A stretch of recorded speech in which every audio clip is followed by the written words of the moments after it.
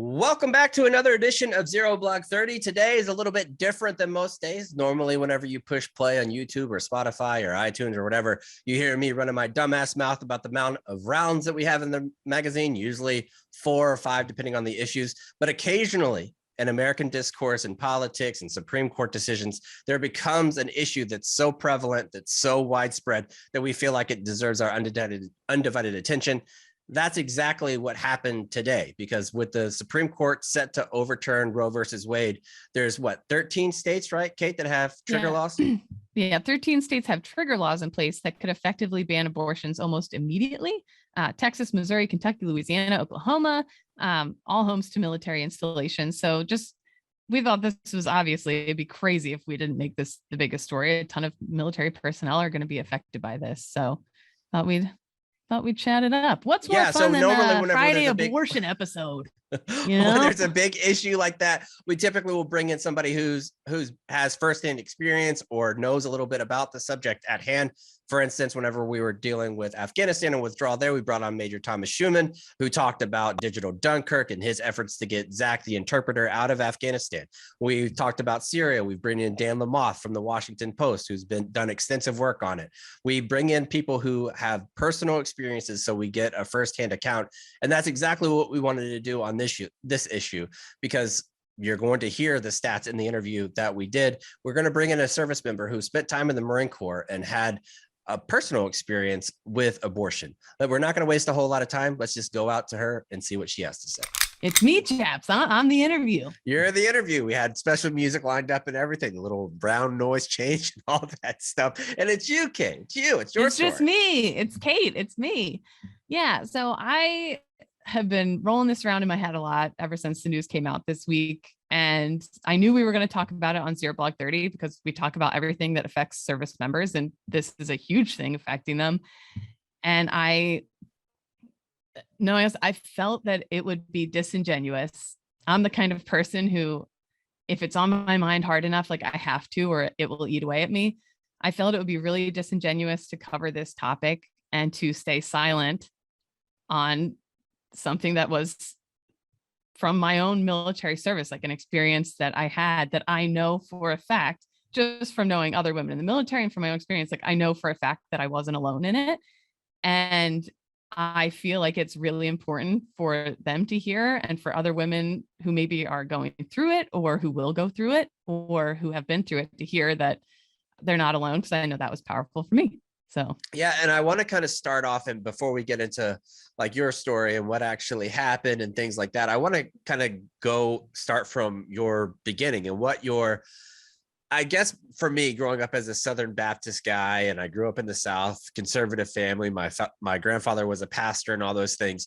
So you can imagine what I learned of abortion whenever I was young. Like, it was bad. It was the worst thing in the history of the world. You're killing babies. You're doing all those different things. And that's the only real thoughts that I had about it until I was probably 25 or 26. So before we get into your story, I think it's important to lay the groundwork on where you were and how you were raised as well. Yeah, I grew up Catholic, a very like Irish Catholic family, like huge family. Have I mentioned it before? It is a big family. 14 brothers. Yeah. But Sunday school, every single Sunday, I was an altar server, and my entire life up through high school, whatever. When I came home from college break, like, you're under this roof, you're going to church on Sundays. And a huge part of sex. I went to a public high school. Sex education was like non-existent. It was like, everybody say penis, and we'd say penis and we'd all laugh. Boys over here, girls over here. This is a banana and a condom. Never learned really quite how sex works. I found out how sex works like through, everyone's heard my Carolina Squeezer story for church camp. Like, I didn't even know what to do with the boner back in the day. Like, everything I learned through failures, which you figured it out though. You got a baby now. Yeah, life and true. Eventually, yes. But sex education, when it came to like safety and stuff, was abstinence. That was it. Mm-hmm. There was no talk about contraceptives ever. Not in church, not from my parents, who were amazing parents. But that just wasn't it. It was, you're not having sex. That's it. And to be honest, like, I feel like that is just not realistic when you look at human beings. Like, humans be fucking, man. They're Yeah, gonna. they do. And I also kind of want to give, Yeah. and not like a pass, but that was the culture of the United States, and Yes. not just Yes. in the South, not in Alabama, not in Mississippi, Louisiana, but you're from Pennsylvania, and we hear from stories from New Jersey, New York. Like that's kind of just what parents did because they always had done that. They never were really open. That's not to say that kids weren't And that's fucking how in it the was for 50s and them. 60s Like, and 70s. They were fucking, right. but they just didn't talk about it in a healthy, medical, scientific type of way.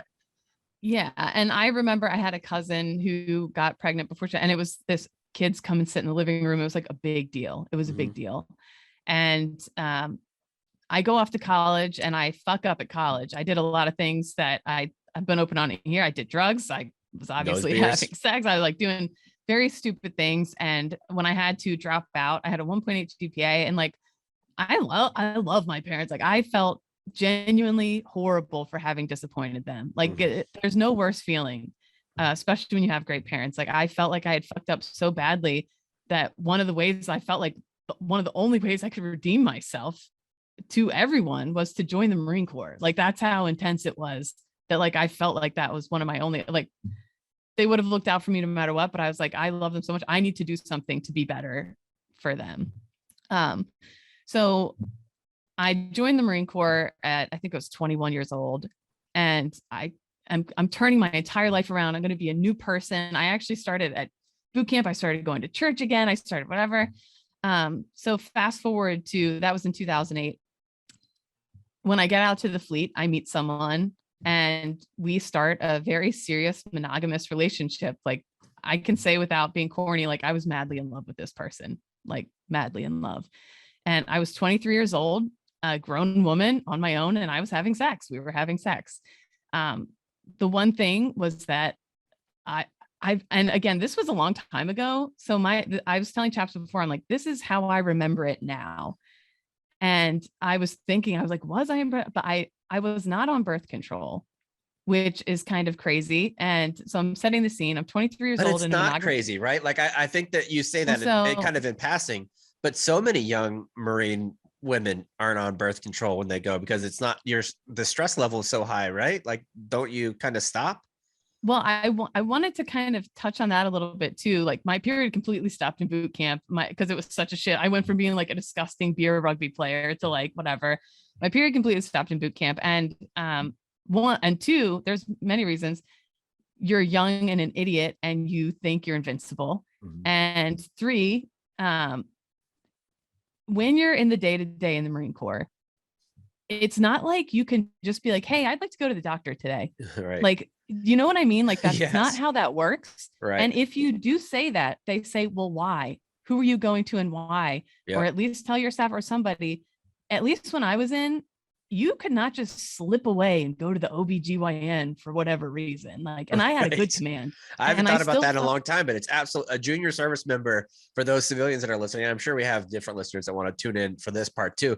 You can't, like when you're a junior person, every single thing you do during the workday revolves around getting permission from somebody else. Yes. You can't really just slink around. So unless you have an NCO or staff NCO that you like, super it's very difficult, and you got to bring a note back that you were there. You have to bring, and exactly, you have to show where you were and what you've done. Like there's very little privacy, as much as they like to say there is. And even when I did go see a doctor, I was embarrassed to ask for it, because the vibe, I was there for something else, but the vibe in the military, at least back then, was very much, and it is drilled into their heads as soon as they go to boot camp, women Marines are a problem. They are whores. They are sluts.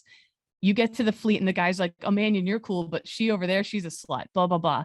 The vibe was so strong that when I was at the doctor, I chickened out and decided not to ask. It was a male. I thought he's going to think I'm a slut if I asked for this. I was too embarrassed. I was too ashamed to ask.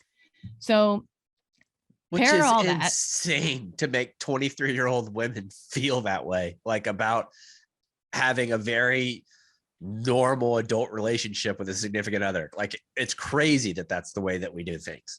Yeah, especially for lower enlisted, I think the stigma was so strong. I was too like ashamed I guess, to ask. And especially coming from the background that I did, like the Catholic background, like it was shameful. It was Right. shameful that I was having sex with somebody and I wasn't married, like still, even at this point in my life. And so, and also too, coming from the background, I didn't know much about birth control. Like I truly didn't, like I didn't fully know back then. And even if I had asked, so I did a little digging into this. There was this study back when I was in 2008, Dr. Daniel Grossman, he's a gynecologist from the University of California, San Francisco. 33% of women service members said they could not access the birth control method that they wanted, even if they asked for it. And in a 2008 DOD survey, this is a survey by the DOD that he had to get a FOIA request for it because they didn't release this information. The unintended pregnancy data was that 50%, it was 50% higher for active duty forces than the general US. The unintended pregnancy rate in active duty forces is 50% higher than the general US population. If that doesn't show you that like I was not alone, No.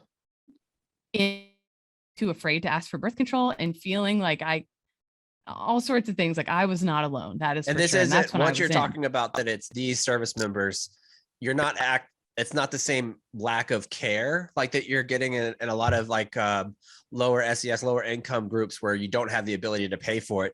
It's covered by TRICARE. Birth control's always been covered by TRICARE for as far back as I can remember.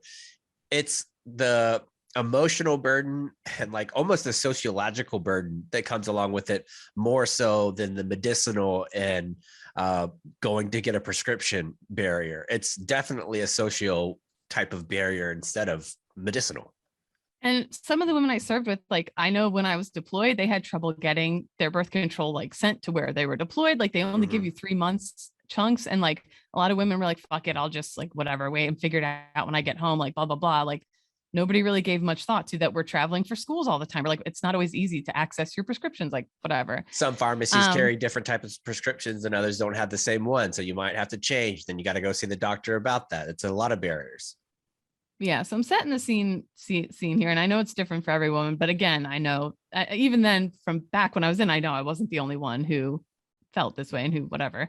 So I'm young, I'm dumb, I'm 23 and we're taking stupid risks. We're using condoms sometimes, but like we're out drinking on the weekends, like whatever. We're using the pull-out method. We're whatever. You think you're invincible. And lo and behold, and I was a PFC at the time, lo and behold, I don't get my period. And I just had this feeling. And it was even before I did not get my period. I just had a feeling like, I was like, oh man, I don't know. I went and took the test and this was like not very long. Like it showed up early. And there it was. There was the line. I remember I took the test in my barracks room. I still remember the feeling of sheer panic and horror that came across me. I felt like my entire life had ended in that moment, that everything I had worked for in the Marines was done. And I had just found out I was going to get fapped over to the FET team, to the female engagement team, which meant I was deploying to Afghanistan. And when I was in, that was all I wanted to do. I couldn't believe my unit had found a loophole to send me. I had been working my ass off. I was a top tier Marine. Like that's part of the reason I was getting to go do this. And I just remember being like, oh my God, everything I have worked for is done. Everything I've done to turn my life around is just over.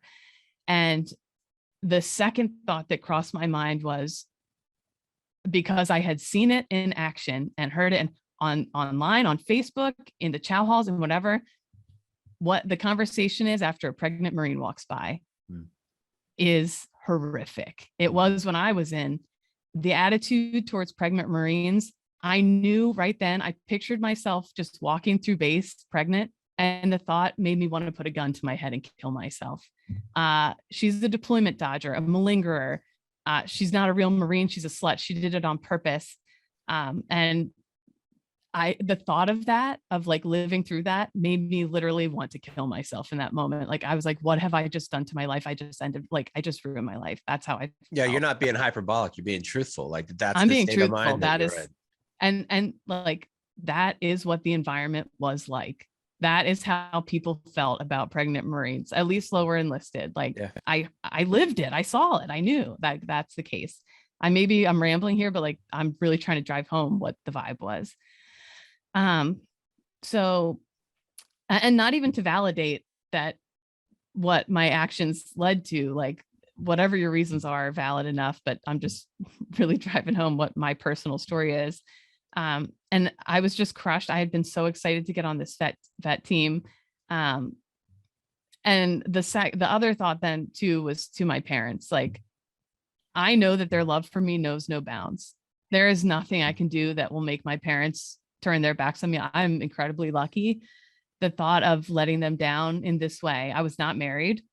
They were so proud of me. Their baby girl had fixed that. She had like turned it around. She was in the Marine Corps, and like they kept pictures of me in my dress blues in their wallet. And like, I was gonna have to call them and be like, well, mom and dad, I'm pregnant. Like, the thought of that, like, it just was absolutely crushing to me, that the shame that I felt from that. Unless we got like shotgun married, the reality also started to hit me that I was going to be a single mother 3,000 miles from home with no idea. I had never been around kids, really, like no idea how to be a parent. I knew we had to be at work at 5:36 a.m. every day. I had no money. You're broke as a joke when you're a PFC. You have nothing. I didn't know where I would find help. Quite honestly, I had no desire to be a parent. I was not prepared for that yet. I was selfish. I was, and I knew that I would resent it. I knew that I would always wonder what could have been, what could have been of my life. Like, and that's just how I felt. Telling my boyfriend was really hard. He was really kind about it, but also he did not want it. We were both very much on the same page of like, this is not what we want right now. Like, this shouldn't have happened. And then we sat there and thought, well, now what? Nobody had ever talked to me about like, here's what you do if this happens when you're in the Marine Corps. I didn't know if I could, again, it's not like you can just slink away and go see a healthcare provider. I thought, oh my God, if I go to someone on base, my whole command's going to find out. And whatever I do from there on, I will still be that slut, that whore, that typical female Marine, that whatever. And so I literally did not know what to do. I'm trying to remember this part clearly. I don't remember. I thought I had maybe tried to take a day or two of leave. I think I may have gone on a Saturday. I decided not to tell anyone in my command. And I started looking around for Planned Parenthoods. I found one in San Diego, and I made an appointment. I think it was for a Saturday, unless I either took a day of leave or it was for a Saturday. And my boyfriend had to come with me because of the procedure. You are sedated and you can't be alone. You can't drive home alone afterwards. So he had to come with me. And this was like, as soon as I found out, I was like, we need to figure this out. Like, go down to San Diego. I remember walking into the building, and there was only a few of them, I'd say like 5 or 6, but protesters outside the building who were jeering at me and yelling at me and saying all sorts of stuff. They had rosaries. I was telling Chaps on the phone earlier, I kind of blacked that part out of my mind because that was one of the worst parts of it. And they didn't make me second guess what I was doing. They just made me feel like, why are you doing this? Like, what the fuck? Like, it was just this awful, like, adding stress to the situation. It's not like you're skipping through that place with a fucking ice cream cone. Like, right. Yeah. It's already something that you don't want to be in the position of doing. Yeah. And that part just was awful. Like, they're looking right at my face, and it's the intimidation. They know what I look like now, and they see me and they're jeering at me. And that part was pretty stressful. But as soon as I got inside, they couldn't have been more kind. They explained everything to me. They took me into a separate room from my boyfriend. Like, are you here on your own free will? Like, are you okay? Here's exactly what the deal is. Do you want to do this? Here's the procedure. Only took a few minutes. And I don't remember the protesters on the way out. But as soon as I left the building, I felt like I did the right thing for me. I felt absolutely not a single speck of regret. And I almost felt guilty that I didn't. Like, I felt like, from my background coming from it, I felt like I should feel guilty, and I felt guilty that I didn't feel guilty. But I felt the most 110% certain that was the right thing for me that I did. That was my choice. And I knew it was the right choice. And I've quite honestly never regretted it for a single moment of my life since then. I think it cost about it was like 400 something dollars, which again was not easy to scrounge It's a up at lot the when you're time PFC. when you're PFC. So I see a lot of arguments like, oh, it's crazy. Women will just use this as a form of birth control. Buddy, no way. I wanted to spend that on beer. Okay. I would have rather spent that on fucking Marlboros for the smoke pit, my friend. But anyway, I remember showing up to PT and I was still cramping and just felt I was not feeling great. Abortions are incredibly safe. They are look up the stats. They're incredibly safe, but you still, sometimes there's cramping, there's effects that come with that. I show up to PT and normally I was like a PT stud, not to brag. And I was struggling. This was the first PT after, and I had a staff sergeant. He's the same one I've talked about before who helped get me on the FET team when And again, I want to make something clear for the civilian listeners.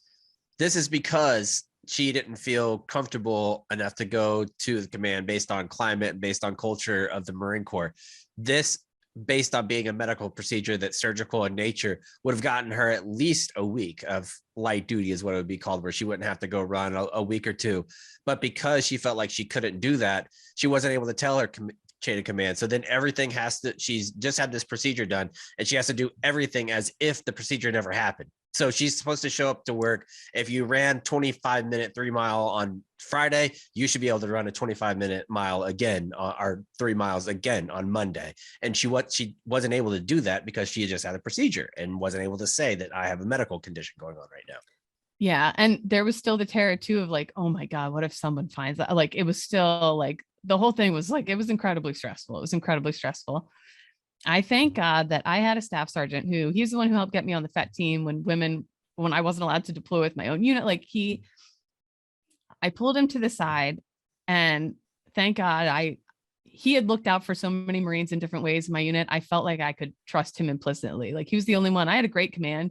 He was still the only case where I told him what was going on. He's immediately didn't say a word to anybody, sent me back to my room, said, she's sick. Had somebody bring me lunch, never spoke a word of it to anyone ever. Incredible. And he let me take the day off. And then it was right back to regular. I went on the FET deployment. I deployed to Afghanistan 2 times. I served my country as honorably as I possibly could. I worked my ass off in the Marine Corps. I went on to graduate from Fordham University with a top GPA. I got into comedy. I did a program at the Daily Show through ups and downs. Like, yeah, I've had plenty of ups and downs since then. It hasn't been perfect, but I worked into comedy and I wound up in my dream job right now. I'm not saying that my life would have been horrible had I chosen to keep the bit, but I know for sure that I made the right choice for me. And I know that I am at a place where I'm at now, where I feel like, I don't think it's like bragging to say, I'm a great mom. I'm a wonderful mom. And I feel like my son is in a great position because of that choice I made a long time ago. I was able to set my life up so that when the time finally did come around, I could say, yes, now I am ready. And I want this more than anything now. And it is the best possible thing. I love my son more than life itself. So I feel like you don't have to like abortion to understand that these laws restricting medical choices and privacy for women it's not freedom. That is not freedom. And I think that especially stings when you've served in the military to see this happening and to know what I went through and to think of, I picture another PFC in my shoes, but she's stationed in a state where that's not possible. And now the rest of her life has been determined for her. Which there's a lot that are like that. And I mean, the maps that are out of where a lot of the base falls, you're going to have a significant amount of women in DOD who are forced to take leave and leave states. That commands are going to have to come up with plans and how to do these types of things. And one thing I wanted to mention, Kate, to you specifically about this is we've been doing this show together now for 4 years. ZBT's been around for longer, but you and I 4 years, and we talk almost since you got hired and a little bit before that, we talk almost every single day. Yeah. In this 20 minutes is the most I've ever heard you not be self-deprecating about your service. And it is refreshing for me to hear that you know that your service was incredibly valuable, and that you know that what you were a great Marine, like getting to go on the pet teams and all that type of stuff. You were a great Marine. Those decisions that you made are worked out great for you. And there's plenty of women who have babies as PFCs and Lance Corporals and things like that, who their journey worked out great for them as well. Absolutely. The thing that I would point out that's important in both of those incidences is that you had agency, and you were able to have agency over your autonomy, over your body, and over the decisions that you made and how you're going to plan your family. I think those things are incredibly important. And you took one route, and it was the exact right decision for you. And the thing about that is that no one else in the fucking world can tell you that it was the wrong decision, because you have agency over your own life. I have agency, and I know that it was the right choice for me. And again, like, and you're right, there are women who would have been standing there in my shoes saying, I mean, baby. Obviously I didn't birth a baby, but I had a baby as a young Lance Corporal, and Kelsey is, and your life turned out pretty great too. Yeah. Kelsey's obviously fantastic, but I was nowhere near ready to have a baby at that point. Like, and there's a lot of things now that I would have done totally different had I not been 22 and having a kid. I wouldn't change Kelsey for the world, obviously, but I would have been a better parent the first 5 or 6 years if I had more experience under my belt. There's no doubt about that too. Yeah. And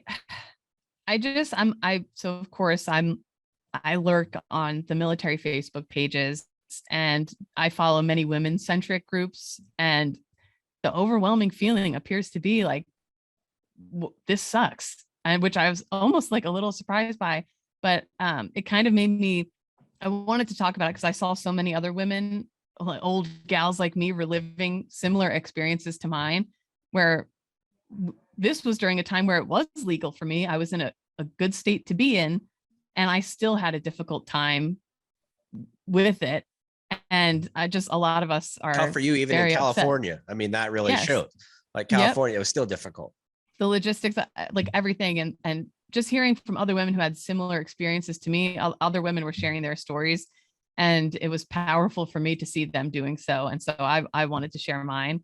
You were so not alone. I know we'll talk about this on another part of the show, but so many more women than you realize. I promise you, you know, and love someone who has had an abortion. I promise you, the stats are just too high. And since it has been legalized, the rates have actually gone down as we make better sex education, blah, blah, blah, blah, whatever. I'm sure we'll talk about it. It's just also worth noting, military insurance only pays for pregnancy loss after 20 weeks. You cannot claim a miscarriage as a child on your taxes. Most state and federal support isn't provided until after birth.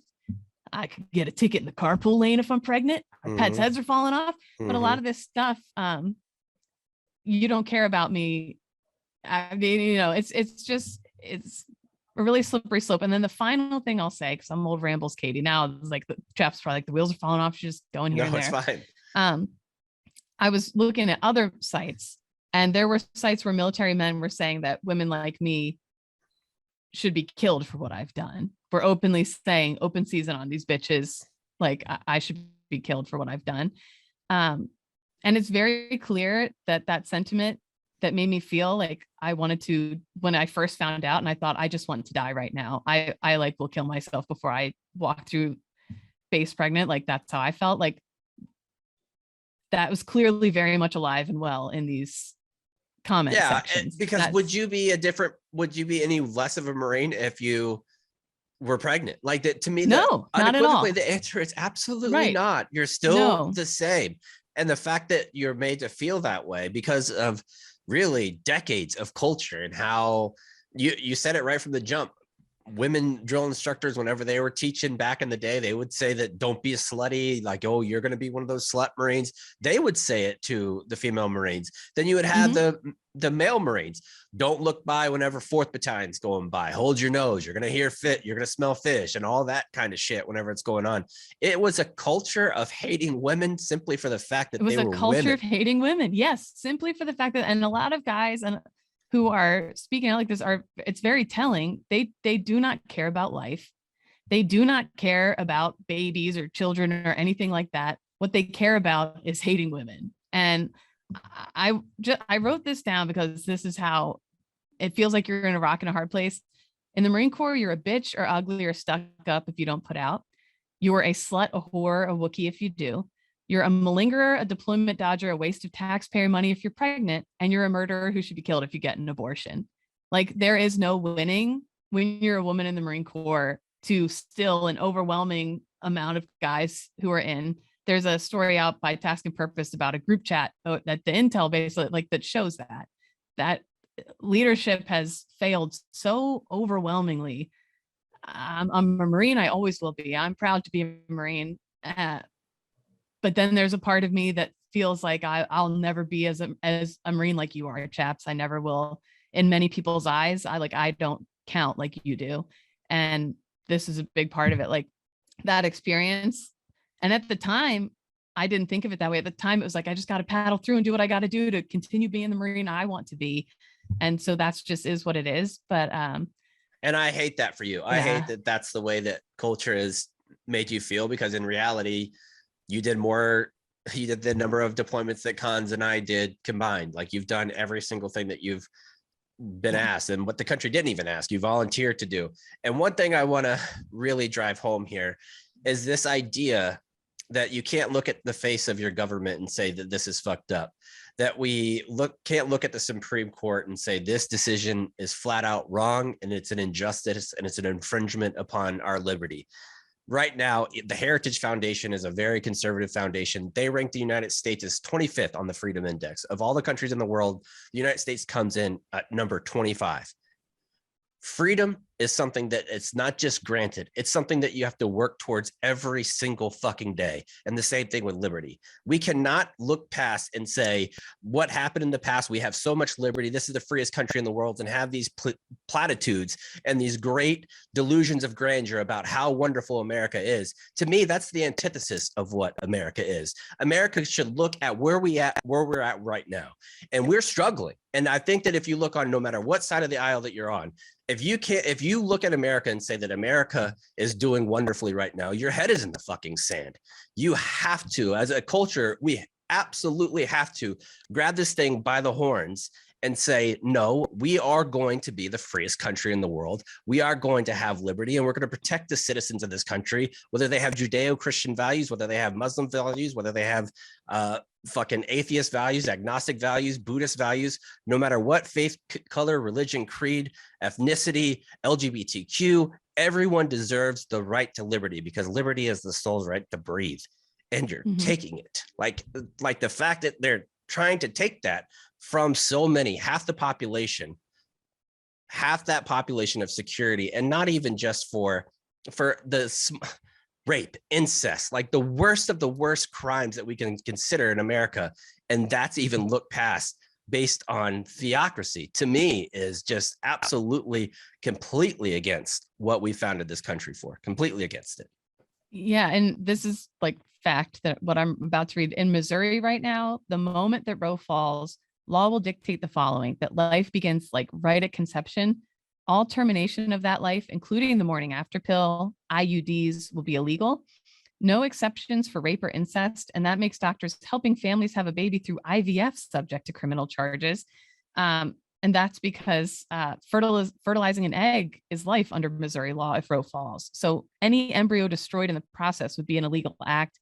Any attempt to implant multiple embryos to get one to survive and like the others don't, any freezing of that, like that would be subject to criminal investigation. And not just for the woman involved, but for the doctors too. I mean, there was in Pennsylvania, the GOP had their debates, and each one of the 4 men that were on there were asked the question, what should happen to a woman and her doctor whenever she's pregnant and decides to get an abortion?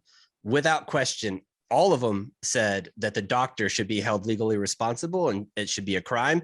And 2 of them said that the woman should be charged with the crime. And all of them said that the woman should be forced into counseling. And the thing here too is I feel like it's 1 in 4 women have had an abortion, looking at the statistics. On both sides, they are on both sides of the fence. That's more than I would imagine. More than most women have had anal sex. Like that's very true. 60%. I'm telling me, 60% of women who have abortions are parents already. Mhm. They're already parents, and to them, they're making the best parenting decision possible, saying, under the circumstances I am in right now, I cannot care for the children I already have if I continue on with this pregnancy. So many they're for medical reasons, and mothers are heartbroken to get this abortion, but they need it. There's so many different reasons women get abortions. 92% are before the first 13 weeks, over 40% are in the first 6. And it's just, the reasons are so varied. Someone you know and love has had one.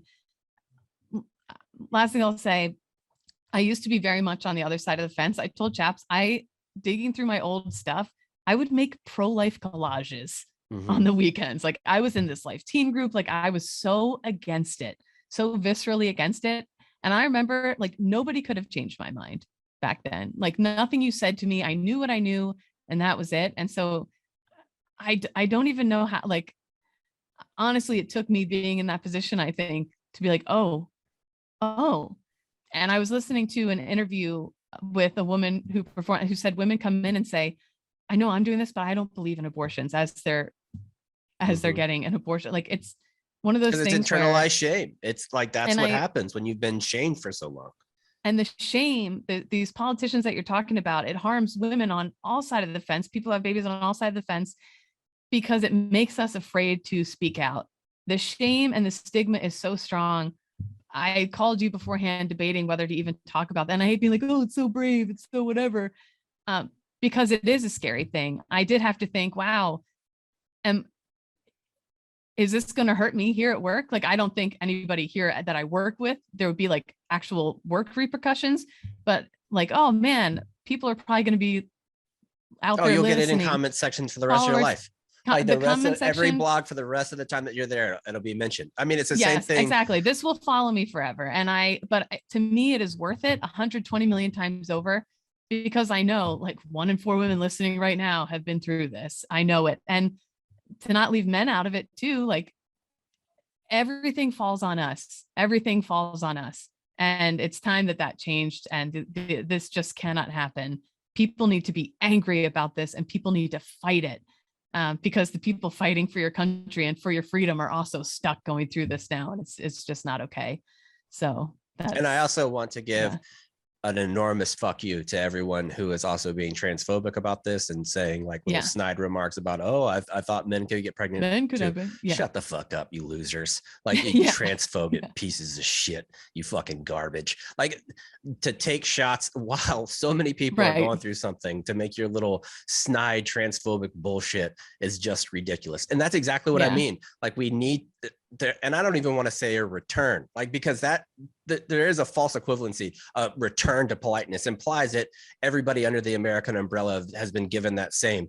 I would like to have people get treated the same way that I do as a white male, where the assumption is that you're a good person when you walk into a building, that the assumption is that you are an American with all the rights. And so many people under the American umbrella have never felt that way. So I wouldn't say a return. I would say, for the first time, let's concentrate on really making America great for the first time, like that everybody feels that they are accepted in America. And yeah, and if you don't agree with it, again, like what I was saying, like, I understand, because that was me.